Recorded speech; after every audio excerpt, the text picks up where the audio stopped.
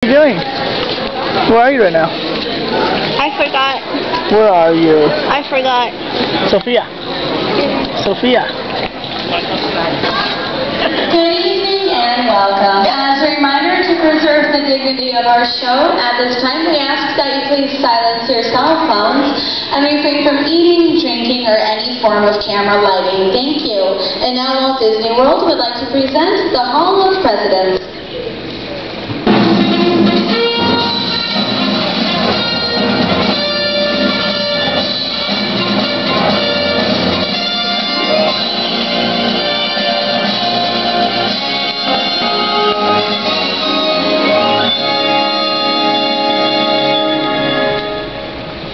We the people. We hold these truths to be self-evident, that all men are created equal, and that they are endowed by their Creator with certain unalienable rights, that among these are life, liberty, and the pursuit of happiness. With these words from the Declaration of Independence, we define ourselves as a nation. These few words embody the American dream. Without that dream, we would not be Americans.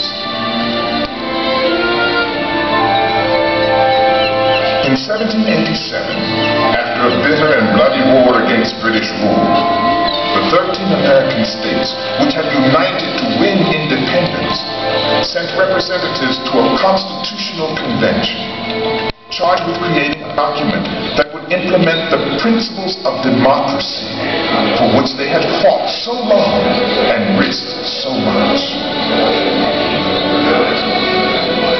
Gentlemen, many issues have been resolved here and some have been set aside. Yet can we not agree that these constitutional liberties must extend to those Americans purchased and raised as slaves?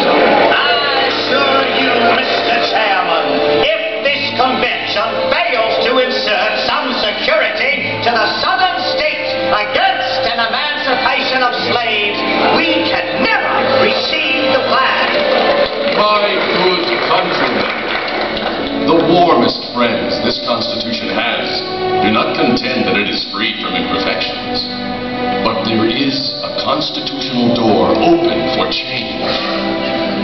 I think the people can decide on the alterations and amendments, which time may prove necessary. General Washington, sir. Mr. Franklin. Fellow delegates, I cannot help expressing a wish that every member of this convention who may still have objections to it would, with me, doubt a little of his own infallibility and put his name to this instrument. And so it was that we, the people, in an age ruled by monarchs and tyrants, established a government bound by the wishes and desires of the governed. That first generation of citizens soon chose George Washington as America's first president. We were going to be a land of opportunity, in which the spirit of freedom would grow and expand with the American frontier.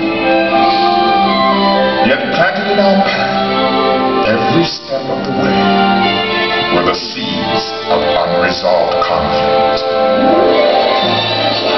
The federal government's tariff is hereby declared null, void, and no more in the state of South Carolina. Hear, hear. We must protect our right to slaves. Darn right. If we do not stop such intrusion, federal laws will one day extend to all trade in the South. Which keep us here. But Americans have always had a gift for summoning leaders equal to the deadliest crisis. And one of them was President Andrew Jackson. Brilliant, rough-hewn, courageous. There's nothing and I shudder at more than the idea of separation of this union. I tell you, if a single drop of blood be shed in defiance